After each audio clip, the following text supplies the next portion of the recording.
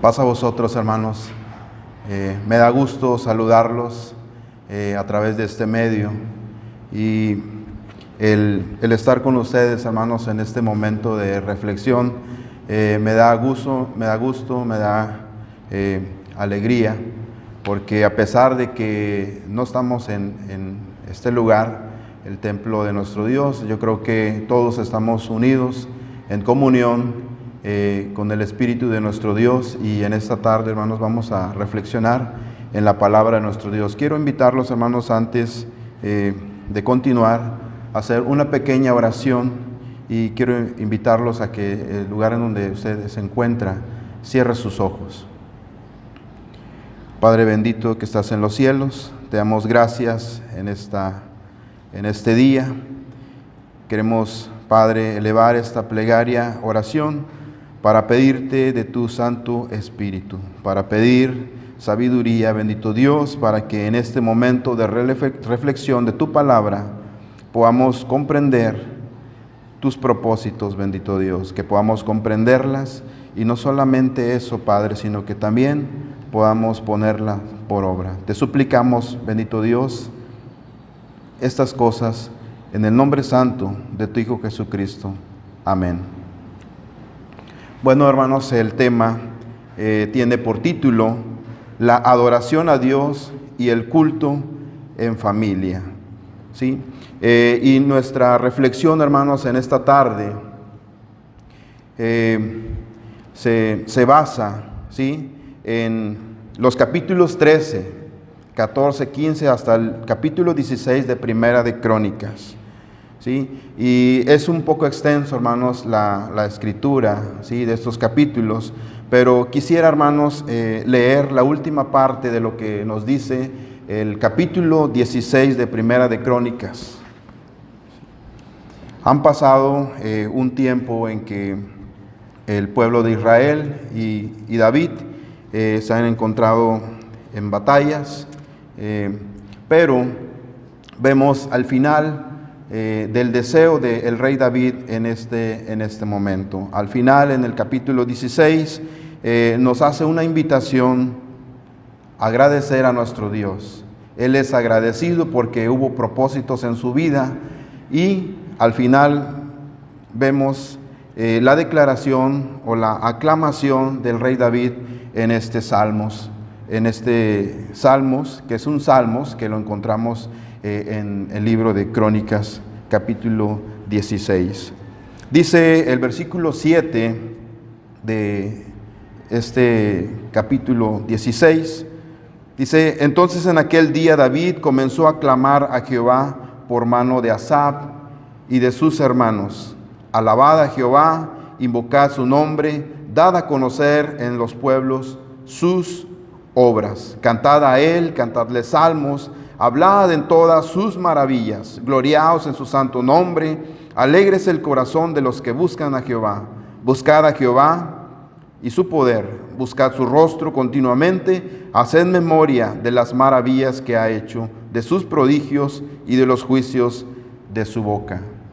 Y el salmista, hermanos, continúa declarando, recordando los pactos que Dios había hecho al pueblo de Israel en aquellos tiempos, sobre sus padres, en los tiempos de Moisés también.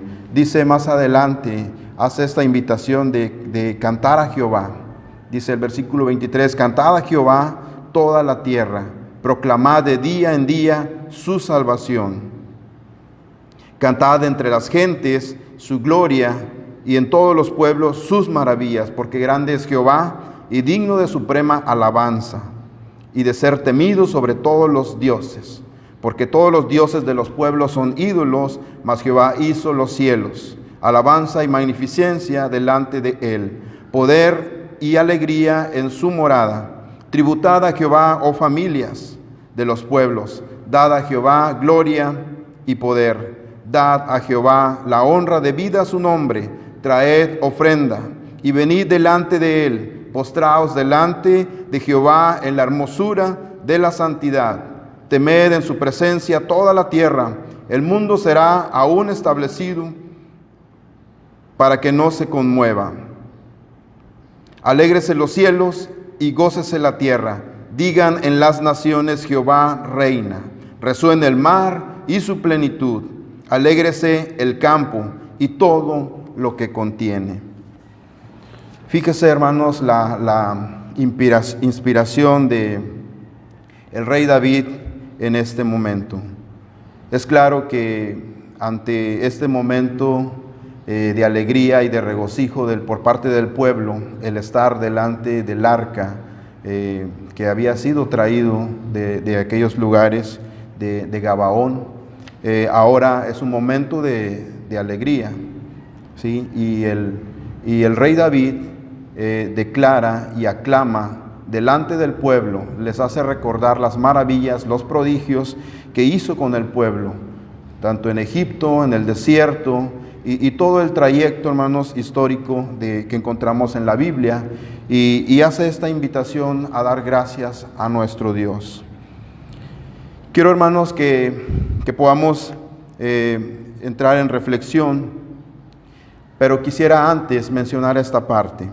El arca significó la presencia de nuestro Dios, un símbolo de la presencia de nuestro Dios delante del pueblo de Israel. El tener el arca, hermanos, llevarlo al lugar donde el rey David había deseado, significó mucho para el pueblo de Israel, ya que habían pasado muchos años y el pueblo no había tenido esa cercanía de poder estar delante del arca. Estaba en cierto lugar, pero para este tiempo, en el tiempo del reinado de David, tiene ese deseo de mover, de traer esa arca hacia ese lugar que él había puesto en su corazón para rendir y adorar a nuestro Dios en ese lugar. El tener el arca significó de gran regocijo para el pueblo de Israel. Esto animó al pueblo de Israel porque era como regresar a sus antepasados, regresar nuevamente a nuestro Dios, a la ley de nuestro Dios, al estudio de la palabra y también, ¿por qué no?, en la alabanza a nuestro Dios. El tener el arca también despertó un interés de realizar nuevamente todos los servicios en el santuario.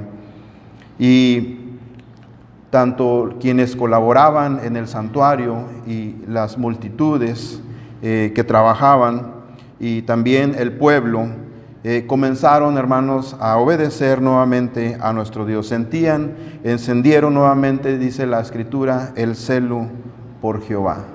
El obedecer la ley de nuestro Dios, el seguir los mandatos de nuestro Dios. El tener el arca también, hermanos, en ese lugar, esto animó al pueblo de Israel e inspiró también a muchos. Y algunos de los nombres que encontramos en la Biblia o en los Salmos, así como Asaf, así como el rey David y así como otros hombres que están sus nombres ahí escritos, que encontraron una inspiración en escribir estos salmos. Cuando el santuario, el lugar santo o la presencia divina de nuestro Dios estaba en ese lugar, tan solo el mirar ese lugar o cuando estaban en ese lugar, contemplaban ese momento y fue de inspiración para ellos el estar delante de la presencia de nuestro Dios. Y ahora en este tiempo, hermanos, ¿cuántos salmos no se han escrito? ¿Cuántos salmos no hemos leído? ¿Cuántos salmos no han pasado a través en nuestra mente, en nuestro sentir? Porque hasta en ocasiones, hermanos, y estoy seguro que cada uno de nosotros nos hemos identificado con algún salmos, sea un salmos de gratitud donde existe la alegría, un salmos donde nos sentimos como los más bajos, pero a través de esa bajez en nuestra debilidad de pecado, encontramos a nuestro Dios que nos rescata y que también encontramos a un Dios que nos ama y que nos vuelve a llamar. Tantos salmos, hermanos, que se escribieron y fueron de inspiración para el pueblo y quienes trabajaban, hermanos, en el santuario. Eso era lo que significaba también tener el arca cerca. Otro de los puntos es que contribuyó también a liberar al pueblo de Israel, hermanos, de la idolatría. Sabemos que el pueblo de Israel estaba cerca de pueblos vecinos que eran paganos, y el pueblo de Israel se mezclaba con algunos de los pueblos y adoraban otros dioses. El tener el arca hizo que el pueblo de Dios se acercara y buscaran ese lugar santo en donde estaba la presencia de nuestro Dios. Veamos, hermanos, si quisiera que veamos esta parte de la historia. Hemos visto lo que significó el arca, pero detrás de todo eso, hermanos, lo que sucedió previo a esto, a lo que inspirara, ¿sí? Para David fue de gran alegría porque había puesto en su corazón este deseo. Y si recordamos, hermanos, la historia, vuelvo a mencionar, la reflexión, hermanos, se centra en los capítulos del 13 hasta el capítulo 16 de Primera de Crónicas. Y previo a eso, hermanos, vemos esta parte cuando David está en el trono, se siente un poco ya más afianzado en su trono, y comienza a buscar una localidad más apropiada para la capital de su reino. Y este lugar estaba a 30 kilómetros de Hebrón, y escogió, hermanos, ese sitio, la futura metrópoli de la nación. Ese lugar, hermanos, que a través de la Escritura nos hemos dado cuenta que para un tiempo tenía un nombre, pero al final, para el tiempo del rey David, se llamaba Jerusalén, que anteriormente, si recordamos, ahí también vivió un sacerdote llamado Melquisedec, sacerdote del Altísimo. Parece una coincidencia, pero los planes de nuestro Dios estaban escritos, y pone el deseo en el corazón de alguno de sus hijos, y en este caso de David, para levantar nuevamente ahí un altar, y después de un futuro sabemos que se construyó un templo con el hijo de David, el rey Salomón. Una vez que David, hermanos, derrotó a los filisteos, ¿sí?, desde Gabaón hasta Geser, dice la Escritura, hermanos, en Primera de Crónicas, capítulo 14, del versículo 16 y 17, que la fama de David se divulgó por todas aquellas tierras, y Jehová puso el temor sobre todas las naciones. Y tan pronto, hermanos, así como David estuvo firme, establecido en el trono y libre de la invasión de enemigos extranjeros, quiso lograr ese propósito, hermanos, ese propósito que había abrigado por mucho tiempo en su corazón. Y ese propósito, hermanos, era el de traer el arca de Dios a Jerusalén, porque durante muchos tiempos, dice la Escritura también, que había permanecido en Kiriat Jearim, a unos 15 kilómetros de distancia. Pero el deseo de David es que la capital de la nación fuera honrada, hermanos, con el símbolo de la presencia divina. 15 kilómetros, hermanos, ¿qué tan lejano es? Probablemente podemos decir es cerca, ¿verdad? Para alguien que se va en un carro. Para ese tiempo había camellos, había caballos, y había medios también para ir hacia aquel lugar. Pero el deseo y el propósito de David, hermanos, era de que ese arca de Dios, el tabernáculo que estaba en Gabaón, con todas sus áreas, desde el área de sacrificios, ¿sí?, del lugar santo, del lugar santísimo, él no se trae todo el tabernáculo tal cual fue escrito en los tiempos de Moisés, o como se le fue dado la indicación a Moisés, sino que se trae únicamente, hermanos, el arca. Prácticamente era el lugar santísimo. El lugar santísimo se toma y se lleva a Jerusalén. Aunque sabemos, hermanos, que en la primera oportunidad que tuvo el rey David, juntó a los sacerdotes, consultó, quiso hacerlo de la mejor manera, traer el arca a Jerusalén. Lamentablemente, hermanos, nuestro Dios es santo, pero también es justo. Es un Dios, un Señor de justicia. Sabemos lo que sucedió cuando dice la Escritura en Primera de Crónicas, capítulo 13, del 9 al 14. Cuando dice la Escritura que llegaron a la era de Nacón, Usa extendió su mano para sostener el arca, y ahí mismo cayó muerto junto al arca. Después de que ha sucedido, hermanos, la muerte de Usa, David reflexiona y dice, bueno, yo quiero tener el arca en Jerusalén, pero ¿por qué sucede esto? ¿Por qué tiene que morir alguien? Se da cuenta, hermanos, que algo estaba mal, eran buenas intenciones de David en su corazón, pero había algo que no estaba siguiendo al pie de la letra las indicaciones. Reflexiona David, hermanos, en el que el traer el arca de un lugar a otro implicaba hacer las cosas tan delicadas, hermanos, que deben de considerarse, bueno, para aquel tiempo, en los tiempos de Moisés, en los tiempos del rey David. Dice la Escritura, hermanos, que después de 3 meses, después de que sucedió la primera vez que desearon mover el arca, dice la Escritura, hermanos, que lo dejó mejor en la casa de Obed-Edom, en un lugar cercano ahí de Gabaón. Y el rey David, nuevamente, a los 3 meses, dice, porque estuvo 3 meses en la casa de Obed-Edom, y el cual fue de gran bendición para su familia el tener el arca de nuestro Dios, bueno, para el pueblo de Israel en aquel tiempo, tener el arca, tener la presencia divina en su hogar, en su casa. Fue de gran bendición, dice la Escritura en Primera de Crónicas, capítulo 13, versículo 14.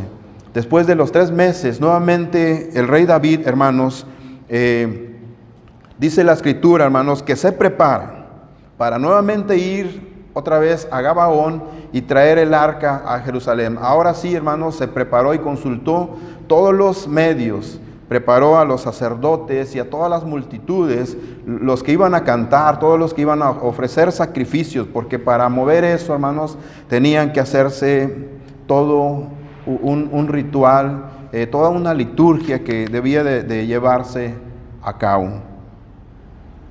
Dice la Escritura, hermanos, también, Primera de Crónicas, capítulo 15, versículo 17, que el rey David estaba preparado.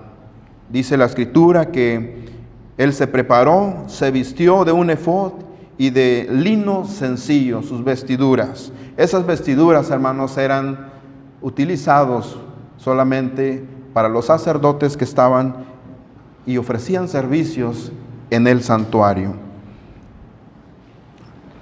La procesión, hermanos, triunfa. Se aproximó a la capital e inició una explosión de cánticos para pedir que las puertas de la ciudad se abran de par en par, y se escucha el Salmos 24, 7, 10. Conocemos, hermanos, este Salmos, esta escritura. Dice el Salmos: alzad, oh puertas eternas, y entrará el Rey de gloria. Alzad, oh puertas, vuestras cabezas, y entrará el Rey de gloria. ¿Quién es el Rey de gloria? Jehová, el fuerte y valiente, el poderoso en batalla. Él es el Rey de gloria. Amén. Hermanos, para el pueblo de Israel fue de gran importancia tener la presencia divina a través de prácticamente era un mueble, como un mueble, ¿no? El arca, que estaba hecho de oro y ciertos materiales. Pero para nosotros, hermanos, ¿Qué representa? ¿Qué representa hoy en este día tener la presencia divina, tener la presencia de nuestro Dios en nuestros hogares? Sabemos que nuestro Dios es omnipresente y está aquí en este lugar, en la iglesia, está en nuestras casas, en nuestro trabajo, en cualquier lugar está nuestro Dios. Pero ¿qué significa, hermanos, la presencia divina en nuestra familia, en nuestro hogar, en nuestro corazón? ¿Qué es lo que significa? Existe el deseo también, como de David, el de que una vez que la familia o el pueblo de Dios estaba alejado, propuso su corazón: yo quiero que el pueblo esté tan cerca de Dios. Es nuestro deseo, hermanos, que como familia podamos reflexionar en esta palabra, que podamos reflexionar, y la invitación, hermanos, es que como líderes, como padres de familia, hermanos, invitemos a nuestra familia, a nuestros hijos, a nuestros familiares a tener comunión, a buscar la comunión de nuestro Dios en medio de la alabanza, en medio de la oración y en el estudio de su palabra. Hoy estamos en nuestros hogares, pero yo creo que cada uno de nosotros disfrutamos ese momento, disfrutamos la alabanza, disfrutamos la adoración, disfrutamos la comunión también de algunos hermanos. Es de gran alegría, hermanos, el poder estar juntos. Y uno de los salmos dice eso: cuán bueno y cuán delicioso es habitar, que los hermanos estén juntos en armonía. Dice que es como el buen óleo que se derrama, como esa bendición que es derramada. Quiero, hermanos, llevarlos a reflexionar y que podamos pedir a nuestro Dios que Él sea quien nos envuelva en su voluntad, y que coloquemos, hermanos, a Dios en el centro de su iglesia, en el centro de nuestra familia, que coloquemos a Dios en el centro de nuestras vidas. Una vez que el arca fue traído, hermanos, de aquel lugar en la segunda ocasión, y fue puesta una vez a un lado del trono de David, dice que fue puesto al centro de la tienda que se había preparado. Preparemos, hermanos, y recibamos a nuestro Dios todos los días, desde nuestro corazón, desde nuestras familias, desde el centro de la iglesia, que todos somos, hermanos, y hoy estamos unidos en diferentes lugares, pero tenemos la comunión y sabemos que estamos unidos en un mismo espíritu para alabar y reconocer a nuestro Dios. Para el pueblo representaba, hermanos, todo una historia donde el arca, hermanos, en el tiempo de Moisés y el desierto, representó así como cuidado, protección, liberación, esperanza. Eso fue, hermanos, porque los liberó y los protegió de las plagas en Egipto, los cuidó en el desierto, pero también les dio la esperanza a ese pueblo, hermanos, de Israel, la esperanza de que iba a venir un Mesías, que ahora para nosotros, hermanos, también representa la presencia de nuestro Dios a través de su Hijo Jesucristo. Por ese acto, hermanos, de su muerte en la cruz, también representa ahora esperanza, representa también en nuestra vida, representa cuidado, también representa protección, liberación, porque a pesar de que en nuestra vida, hermanos, es difícil de llevarla porque existe el pecado, sabemos que nuestro Dios, así como estuvo la presencia en el arca con el pueblo, los liberó, así también hoy nosotros somos liberados. Los invito, hermanos, a que nuestras acciones reconozcan a nuestro Dios en este momento de reunión en familia, que nuestras acciones, hermanos, exalten a nuestro Dios, que nuestras acciones reverencien y celebren, hermanos, la presencia de nuestro Dios en cada uno de sus hogares. Toda nuestra vida, hermanos, debería ser una ofrenda a Dios, porque fuimos transformados, según lo que dice Primera de Pedro 2:5. Si fuimos transformados en un templo espiritual para su gloria y honra. Llegará el momento, hermanos, en que estas puertas de la iglesia, del templo, se van a abrir. Y seguramente habrá una oportunidad, hermanos, más para celebrar un momento, hermanos, para celebrar nuevamente juntos aquí en este lugar a nuestro Dios. Los invito, hermanos, a que nos mantengamos firmes, cuidemos el templo espiritual, que sea un lugar donde Dios habite. Mi deseo, hermanos, es que Dios los bendiga.